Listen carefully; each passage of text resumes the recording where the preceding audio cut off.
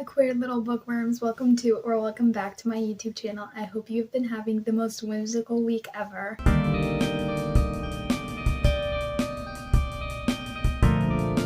I am convinced that 2026 is the year of hobbies. It's the year that we all put down our phones and decide to pick something up that maybe we've never tried before, or continuing something that we used to do in childhood that brought us so much joy and kept us off devices.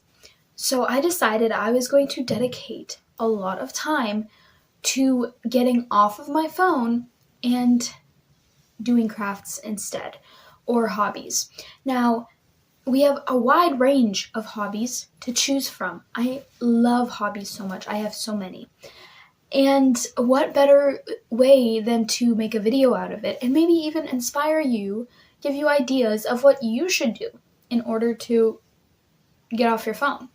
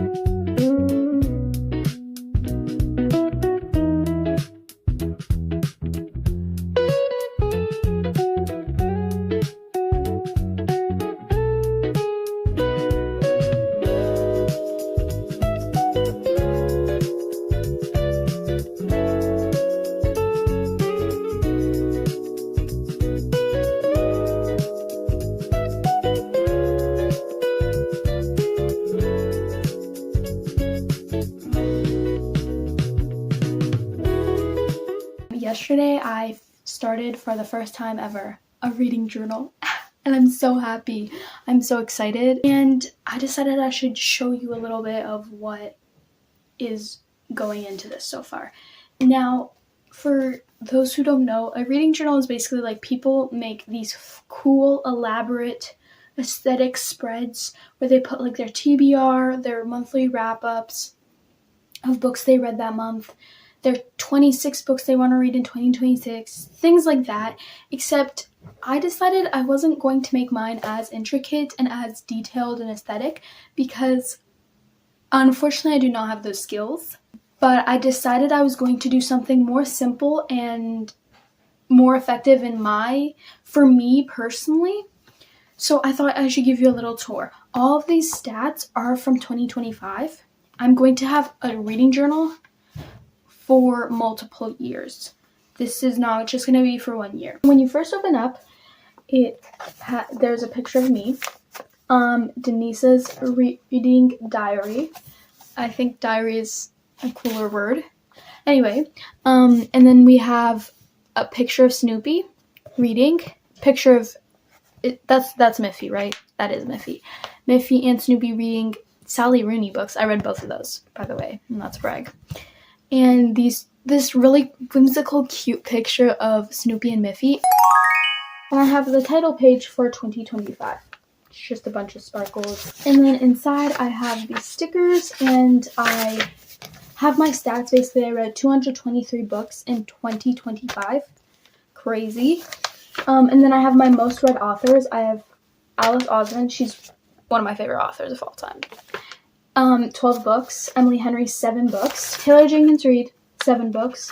Frederick Bachman, 5 books. Lauren Roberts, 5 books. Ashley Herring Blake, 4 books. Allie Hazelwood, 4 books. And John Green, 4 books. Now we have the months. January didn't turn out that good, but it just shows all the books I read in January, and then I outline my favorite book that I read that month, and my favorite book was Violet Ends. These ones are very small books. Then February, I tried to do it like somewhat Valentine's Day themed, and my favorite book was the 4th novel in the Heartstopper series, and I read 22 books that month. But I think I see something looking at me through that window. I might be a little delusional, but I think I see something looking at me through that window. We go on to March. This is St. Patrick's Day themed. And I have 3 favorite books because these were 3 5-stars. Now that I'm thinking of it, If He Had Been With Me is not that big of a 5-star, but nevertheless, my 3 5-stars was Mary Jane, great book. You should definitely read it. Perks of Being a Wallflower, also a great book. And If He Had Been With Me. And I read 22 books that month. And then we go into April, and I actually have a sticker here. And there are 2 blank spaces over here, and that is because I accidentally forgot 2 books. And that is Beartown and Killjoy. And I just realized that now, but I had like a sneaky suspicion, a sneaky feeling that I was missing 2 books. But I read 18 books in April, and I didn't even determine my favorite yet, but it's probably gonna... For May, I have 17 books total read, and my favorite book that month was Today, Tonight, Tomorrow. And if we move on to June, we read 11 books, very busy month. And I didn't establish my favorite book yet. It's probably gonna be either... For July, we read 30 books, which is crazy. And I had to make 2 spreads of 2 pages worth of spreads. And it's very, very cute. It's a little bit chaotic, but we still have a good variety. I think my favorite one was The Conditions of Will. If you have watched my previous videos, you know that I do not condone Jessa Hastings. I do not condone her behavior. I think she is not a great person. In August, I read a total of 28 books. I had to do, as I said, again, 2 pages worth of spreads, and my favorite book was In the Dream House, which is a great, great book. I love it so much. And then we have a September spread. This one was very chaotic. I read 19 books, and my favorite one was The Half of It by Madison Beer. This one is very chaotic. That is when I just got very overstimulated by crafting. I get overstimulated very easily whenever I'm junk journaling or doing something with glue because it gets stuck to my hands and it's so annoying. And I got so tired and overstimulated at this point. But we continued. We went on to October, which we read 16 books in. And my favorite one was My Friends by Frederick Bachman.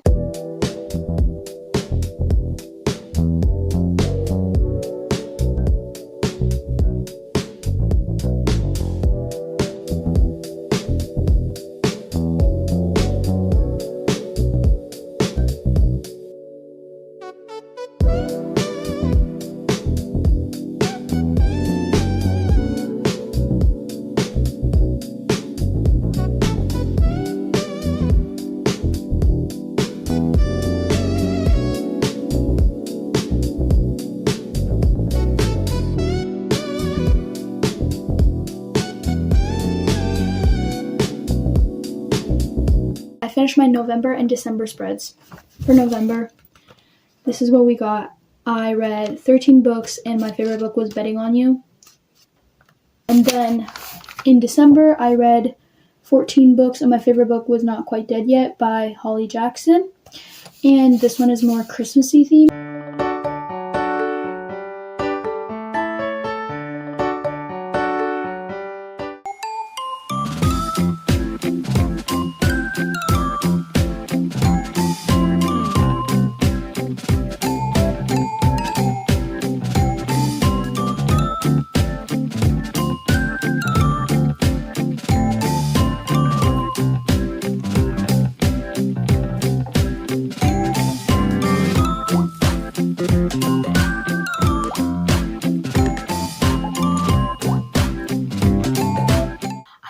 Have a crazy big JoJo Siwa ponytail in my head, but it's whimsical. I swear it is. Yeah. Anyway, it's a little distracting. I'm in the middle currently of so many different projects because your girl she loves starting new ones. But one of the ones that I've been crocheting since summer is this sweater vest.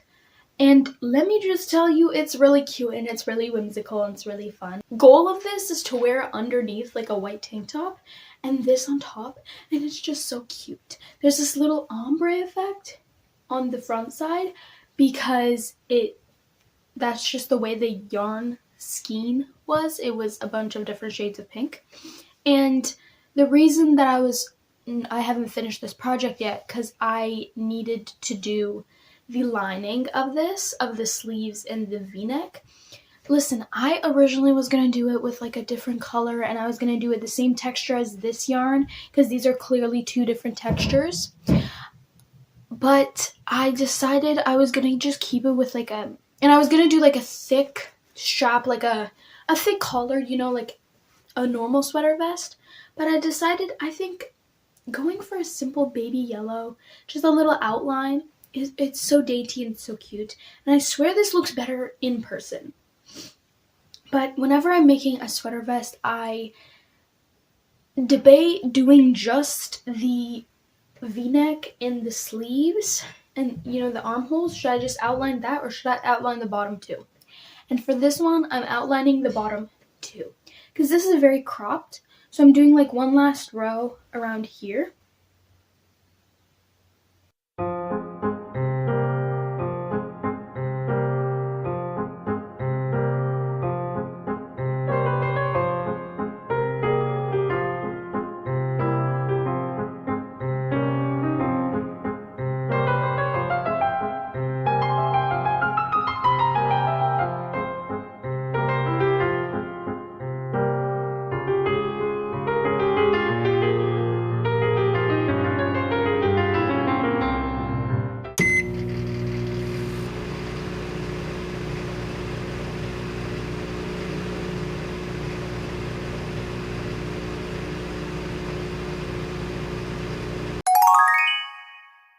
Y'all thought you could get rid of crocheting Dennisa. But guess what? You're not getting rid of her. I have another crochet project that I'm doing, and this is my bigger one. It's my crochet blanket. I don't want to get up and show you the full thing, but it's basically just four different colors of stripes. So we have blue, we have red, we have purple, and it has sparkles on it. It's kind of like sparkly. Yes, and then we have yellow, and then it repeats itself. And I'm currently on the second stripe of red.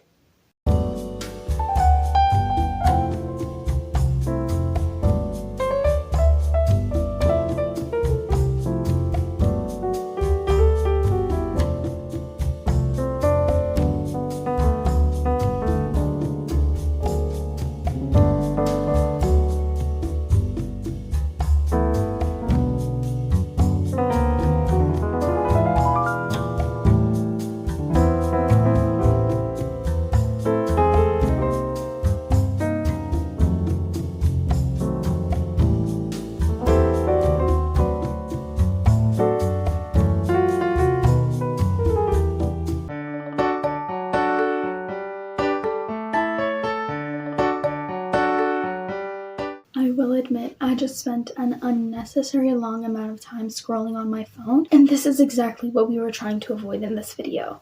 Junk journaling is relatively easy to do because you don't need many materials. As humans, we go about our day-to-day lives collecting receipts, tags, little stickers off of bananas, etc. And we end up throwing those out. Instead, repurpose it and glue it in a journal and make a spread out of it. And at first, I thought that it was annoying because it didn't look as aesthetic as the ones on Pinterest. But then I shifted my thinking and it didn't matter to me. And now my spreads look low-key kind of fire, if I don't say so myself. And you can also make themed ones. You can make ones themed around a certain color, or you can print out images for it, or with fruit stickers. Who knows? The options are endless. This was my most recent one, and I'm very, very proud of it. I have this coloring sheet. I had a Snoopy with a little letter envelope from Santa, this card that my mom made me, a book, a receipt from Chapters because I bought something at Chapters around that time.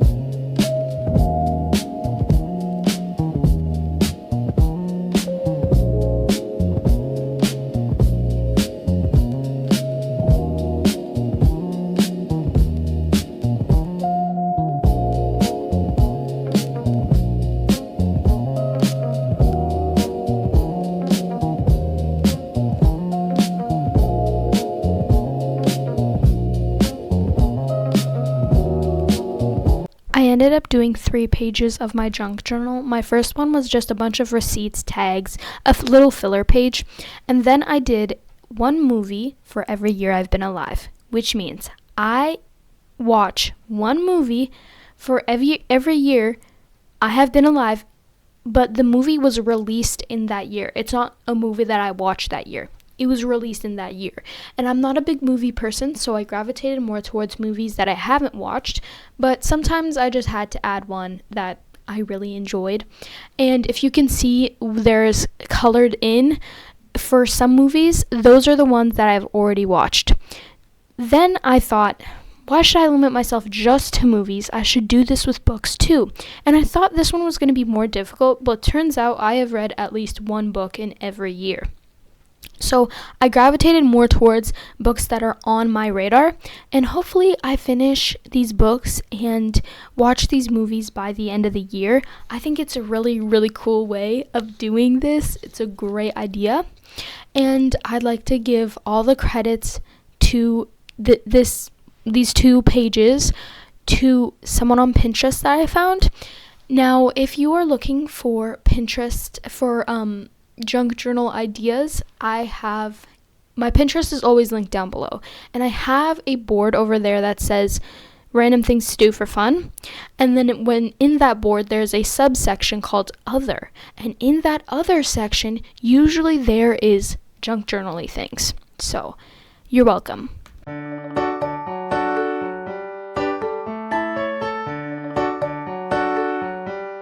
This is like my 50th hobby in the same day in the same outfit, but I'm trying to stay not on my phone. Oh, so our next hobby is drawing. Now, I am not good at drawing whatsoever, and I never claimed to be. I never was a fighter. I never claimed to be a fighter. I'm not a boxer. I'm not a fighter. I've never claimed to be a fighter. Anyway, as a child, I kind of hated drawing because anything that I wasn't good at, I hated, which is valid. I would crash out a lot. So now I have a different mentality, and I don't have to be good at a hobby in order to enjoy it. Therefore, today I thought, what better thing to draw than myself? Now listen, that is going to sound a little selfish, but here's the thing. I keep seeing people drawing themselves as this cool character, or just themselves, and there was this recent trend. There's a trend in 2025 is the Charlie and Lola trend, where you would ask AI. I hate AI so much. You would ask AI to generate images of you that you would give them a picture of your outfit, and it would generate pictures of you in your outfit as a Charlie and Lola cartoon character. If you don't know what Charlie and Lola is, it's a show, and they have a very specific art style, and I'm really a big fan of that art style. I think it's so whimsy and fun and cool, and I decided, you know what, screw the AI. I hate AI so much. Never use it. It's horrible for the planet. It's horrible for yourself. It's horrible because it's stealing your information. It's learning from us. It's progressing. It's stealing jobs. The list just goes on and on. This kind of makes me sound way too woke, but I don't care. Stay woke. So I decided I was going to do the Lola trend, the Charlie and Lola trend, except with myself, obviously, because who else would you do?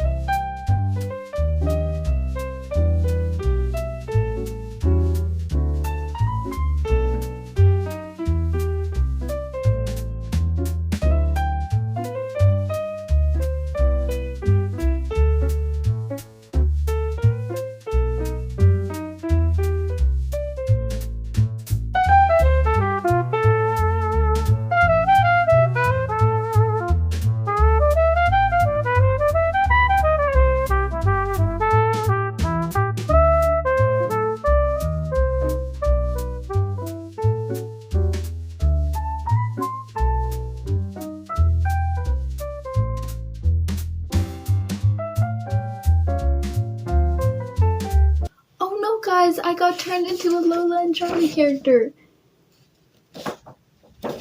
Okay, Can you see her?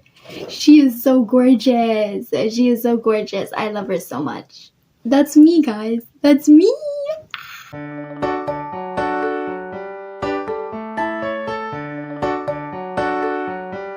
currently reading Part of Your World by Abby Jimenez, and one of the reasons I wanted to include reading in this hobby vlog is also because I'm reading this, and I started it in my past video where I was letting a random number wheel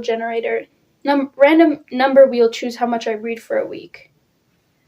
I don't know, but basically I started this in that vlog, and I wanted to continue on showing you guys my thoughts and my full everything on this book in this one, because maybe someone was curious on my thoughts. No one was, but nevertheless.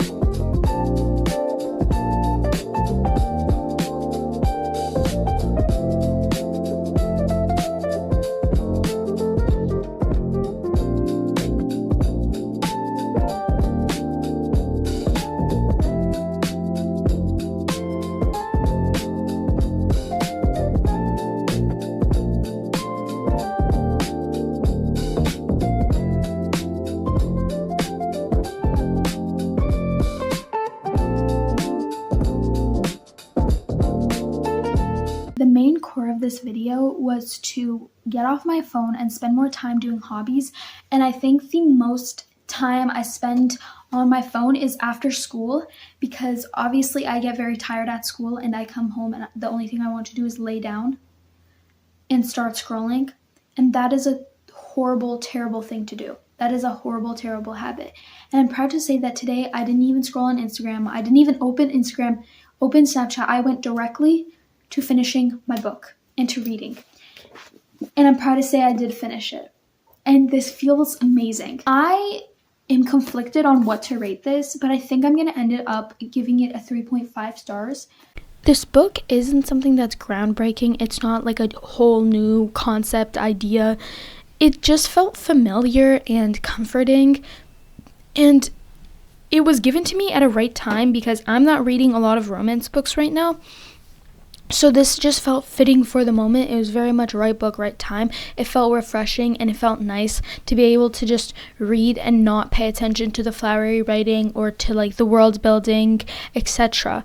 So if you're going to read a few other romance books before this, you're obviously going to be like, this isn't something new. But if you're taking a big break between them, then you're really going to enjoy this book as much as I did.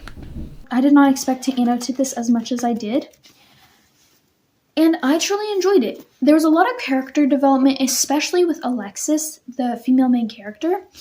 Throughout the book, she changed a lot, and I'm happy to see that. It did feel a little bit rushed, and I felt like the romance went a little fast, but at the same time, I feel like right now I needed not a slow burn romance, but something that was a little bit more fast-paced in the romance genre. The conflict actually made sense why it happened. Sometimes in romance books, it doesn't make sense why the big thing was happening. It didn't make sense either for the character or, guys, just go and speak to each other. It's not that hard. But in this novel, that wasn't the case. And I love it when that happens, because I go into romance books dreading for the conflict because I'm like, oh my goodness, if this is something stupid, I'm gonna crush out. I don't want this to happen. So I'm very happy that this was not the case and it actually made sense. I wanted to give a little outro to this video. I was originally gonna do more hobbies, but it is already quite lengthy. I hope you enjoyed. I hope you gained inspiration to get off your phone and do a hobby instead. And listen, even if it's not something, your end result in this hobby, whether it's baking, whether it's painting, it's drawing, it's crocheting, whatever it is, it doesn't have to end up good. Because if it just ended up good and like perfect, then you would never learn. And you don't have to be good at a hobby in order to enjoy it. And I think that is a great reminder. I used to hate art and drawing and every single thing surrounding drawing or painting until I realized you don't have to be good at it in order to enjoy it. And then I started painting and I really enjoyed it. And as I've practiced more, I've noticed that my skills have improved. So I hope this inspires you. You don't have to be good at something in order to enjoy it. Let me know what other ideas, videos you want to see. And I hope you have a whimsical rest of your week. I hope you have just an overall whimsical, amazing month. I love you so much. And remember, if you're feeling overwhelmed or overstimulated today, go touch some grass or snow, and I'll be here when you get back.